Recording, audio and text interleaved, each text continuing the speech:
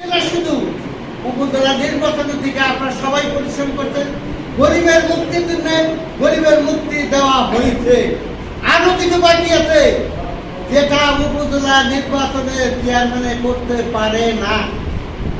সংসদ নির্বাচন এমপি যে কাজটা করা ফেলে উপজেলা চেয়ারম্যানের কিন্তু সেই আইন নাই, যার কারণে আমরা শেষ দোয়া করব উপজেলা চেয়ারম্যান যেন সংসদ নির্বাচনে এমপি হয়, এই আশা ব্যক্ত করে আমাদের মানিকগঞ্জ জেলা বিএনপির সাবেক সিনিয়র সহসভাপতি, বর্তমান বিএনপির কমিটির সদস্য জনাব জননেতা জনাব আতাউর রহমান আতা, মাওবাদী মানসিক নেতা, গণমানসিক নেতা, সারা মানিকগঞ্জ জেলা নয় সারা বাংলাদেশে এসে পরিচিত একজন নেতা, যার নাম আতাউর রহমান আতা।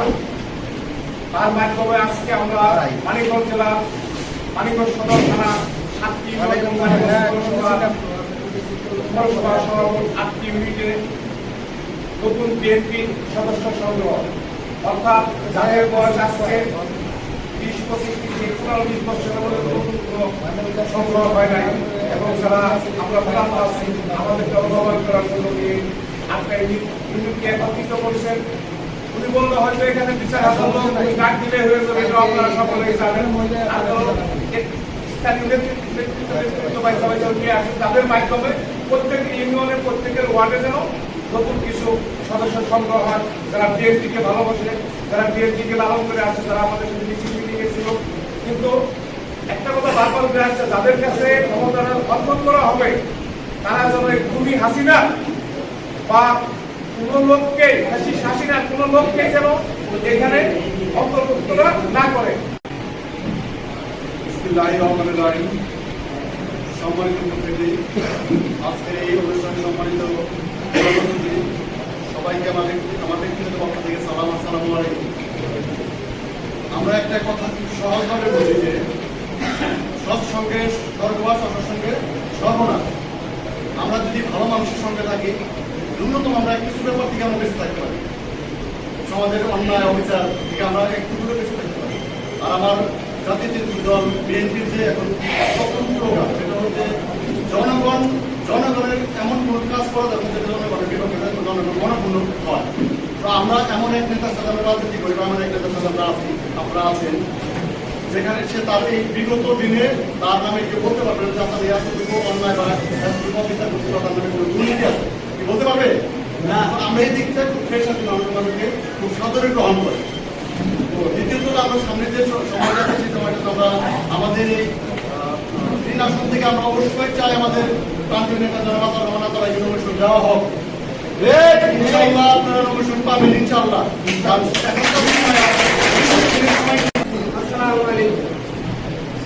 আমরা এমন যারা প্রবীণ রাজনীতিবিদ তারা দেখেছে মানিকগঞ্জ জেলায় সর্বশ্রেষ্ঠ, সর্বোত্তম চরিত্র, সর্বজ্ঞানের অধিকারী, ভোটার গ্রহণকারী ব্যক্তিত্বের মধ্যে জনাব আতাউর রহমান আতা ভাইয়ের এই গুণ আছে। এরপর মানিকগঞ্জ জেলায় এখন যারা রাজনীতি করে তাদের মধ্যে উনি সর্বশ্রেষ্ঠ সিনিয়র ব্যক্তিত্ব। মাঠে 45 আছে যারা এমপি প্রার্থীর মতো যোগ্যতা অবস্থান নিয়ে আসছেন। বয়স্ক যেমন রাজ্জাক আছে সেটা বলে নেই, বলছি এমপি প্রার্থীতে যারা আসছেন তাদের মধ্যে সর্বশ্রেষ্ঠ বয়স্ক, সর্বশ্রেষ্ঠ রাজনীতিবিদ, সর্বশ্রেষ্ঠ মানিকগঞ্জ জেলার ব্যক্তিত্ববান ব্যক্তিত্ব আতাউর রহমান।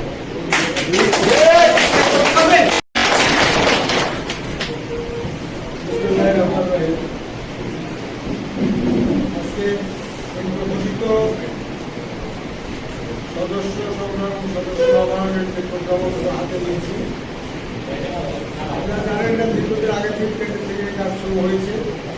আমার মানিকগঞ্জ জেলায় এই কার্যক্রম কমিটি অনেকে করেছে, যারা কমিটির দায়িত্ব ছিল।